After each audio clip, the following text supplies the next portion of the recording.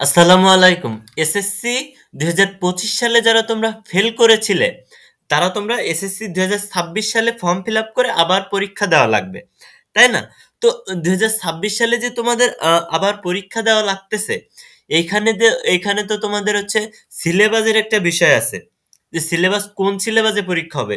২০২৫ সালের সিলেবাসে পরীক্ষা হবে নাকি ২০২৬ সালের সিলেবাসে পরীক্ষা হবে তোমাদেরকে, যারা তোমরা ফেল করেছো? দেখো, এখানে একেবারে অথেন্টিক একটা নিউজ। দেখো, এসএসসি ২০২৬ অনিয়মিত পরীক্ষার্থীরা পূর্ণাঙ্গ সিলেবাসে অংশ নেবে। তার মানে অনিয়মিত শিক্ষার্থী, তার মানে তোমরা যারা ফেল করেছিলে তাদের জন্য কোন এই সিলেবাসটা হচ্ছে ফুল সিলেবাস। আগের বছরের যে সিলেবাস ছিল তোমাদের ফুল, ঠিক সেই সিলেবাসে তোমাদেরকে পরীক্ষা দিতে হবে। ওকে, তো এই বিষয়টা নিয়ে অনেকের মধ্যে দ্বিধা আছে। তো এই দ্বিধাটা আজকে একেবারে ক্লিয়ার করে দিব। ২০২৬ সালের এসএসসি পরীক্ষায় অনিয়মিত ও জিপিএ উন্নয়ন পরীক্ষার্থীদের জন্য ঢাকা মাধ্যমিক ও উচ্চ মাধ্যমিক শিক্ষা বোর্ড নতুন নির্দেশনা দিয়েছে। ২০ অক্টোবর ২০২৫ প্রকাশিত বিজ্ঞপ্তিতে বলা হয়েছে, ২০২৫ সালের এসএসসি পরীক্ষার পূর্ণাঙ্গ সিলেবাসে প্রণীত প্রশ্নপত্রে অনিয়মিত, তার মানে যারা ফেল করেছিল, ও জিপিএ উন্নয়ন পরীক্ষার্থীরা পরীক্ষায় অংশগ্রহণ করবে। অন্যদিকে নিয়মিত পরীক্ষার্থীরা সংক্ষিপ্ত সিলেবাসে প্রণীত প্রশ্নপত্রে পরীক্ষায় অংশগ্রহণ করবে।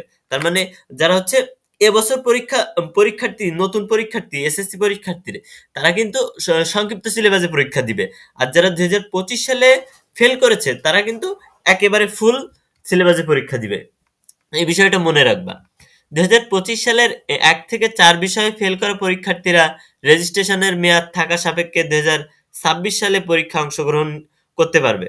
শিক্ষার্থীরা নিজ নিজ শিক্ষা প্রতিষ্ঠান প্রধান বরাবর সাদা কাগজে আবেদন করতে হবে আগামী ৩ ডিসেম্বরের মধ্যে।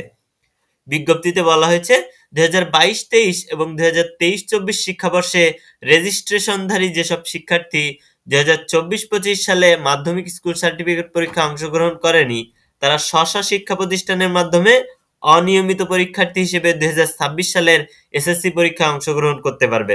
তাদের কোনো অবস্থাতেই নিয়মিত পরীক্ষার্থী হিসেবে গণ্য করা যাবে না। ওকে, তাহলে আমরা একটা ক্লিয়ার ধারণা পাইলাম যে তোমাদের যারা ফেল করেছিলে তারা কিন্তু সম্পূর্ণ সিলেবাসেই পরীক্ষা দিতে হবে তোমাদেরকে।